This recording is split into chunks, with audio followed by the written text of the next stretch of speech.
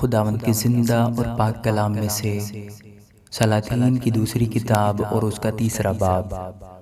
اور شاہ یہودا یہوشافط کے 18ویں برس سے اخیاب کا بیٹا یورام سامریہ میں اسرائیل پر سلطنت کرنے لگا، اور اس نے 12 سال سلطنت کی، اور اس نے خداوند کے آگے بدی کی، پر اپنے باپ اور اپنی ماں کی طرح نہیں، کیونکہ اس نے بال کے اس ستون کو جو اس کے باپ نے بنایا تھا دور کر دیا۔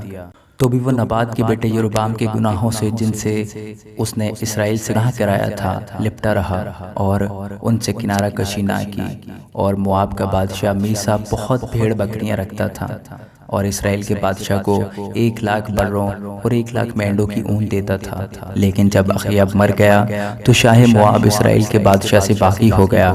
اس وقت یہورام بادشاہ نے سامریہ سے نکل کر سارے اسرائیل کی موجودات لی، اور اس نے جا کر شاہ یہودا یہوشافط سے پوچھوا بھیجا کہ شاہ مواب مجھ سے باغی ہو گیا ہے، سو کیا تو مواب سے لڑنے کے لیے میرے ساتھ چلے گا؟ اس نے جواب دیا کہ میں چلوں گا، کیونکہ جیسا میں ہوں ویسا ہی تو ہے، اور جیسے میرے لوگ ویسے ہی تیرے لوگ، اور جیسے میرے گھوڑے ویسے ہی تیرے گھوڑے ہیں۔ تب اس نے پوچھا کہ ہم کس راہ سے جائیں؟ اس نے جواب دیا دشت ادوم کی راہ سے۔ چنانچہ شاہ اسرائیل اور شاہ یہودا اور شاہ ادوم نکلے، اور انہوں نے 7 دن کی منزل کا چکر کاٹا، اور ان کے لشکر اور چوپایوں کے لیے جو پیچھے پیچھے آتے تھے کہیں پانی نہ تھا۔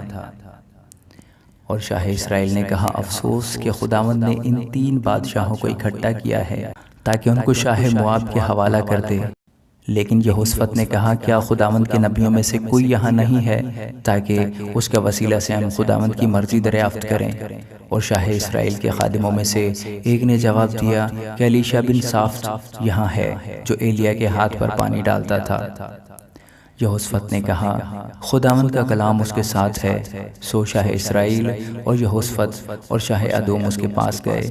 تب الیشا نے شاہ اسرائیل سے کہا مجھ کو تجھ سے کیا کام؟ تو اپنے باپ کے نبیوں اور اپنی ماں کے نبیوں کے پاس جا۔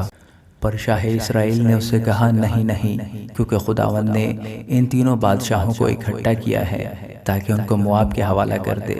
الیشا نے کہا رب الفاظ کی حیات کی قسم جس کے آگے میں کھڑا ہوں، اگر مجھے شاہ یہودا یہوشافط کی حضوری کا پاس نہ ہوتا تو میں تیری طرف نظر بھی نہ کرتا اور نہ تجھے دیکھتا، لیکن خیر کسی بجانے والے کو میرے پاس لاؤ۔ اور ایسا ہوا کہ جب اس بجانے والے نے بجایا تو خداوند کا ہاتھ اس پر ٹھہرا۔ پس اس نے کہا خداوند یوں فرماتا ہے کہ اس وادی میں خندق ہی خندق کھود ڈالو، کیونکہ خداوند یوں فرماتا ہے کہ تم نہ ہوا آتی دیکھو گے اور نہ می دیکھو گے، تو بھی یہ وادی پانی سے بھر جائے گی، اور تم بھی پیو گے اور تمہاری مواشی اور تمہارے چوپائے بھی۔ اور یہ خداوند کے لیے ایک ہلکی سی بات ہے، وہ موابیوں کو بھی تمہارے ہاتھ میں کر دے گا، اور تم ہر فصیلدار شہر اور عمدہ شہر مار لو گے، اور ہر اچھے درخت کو کاٹ ڈالو گے، اور پانی کے سب چشموں کو بھر دو گے، اور ہر اچھے کھیت کو پتھروں سے خراب کر دو گے۔ سو صبح کو قربانی چڑھانے کے وقت ایسا ہوا کہ ادوم کی راہ سے پانی بہتا آیا، اور وہ ملک پانی سے بھر گیا۔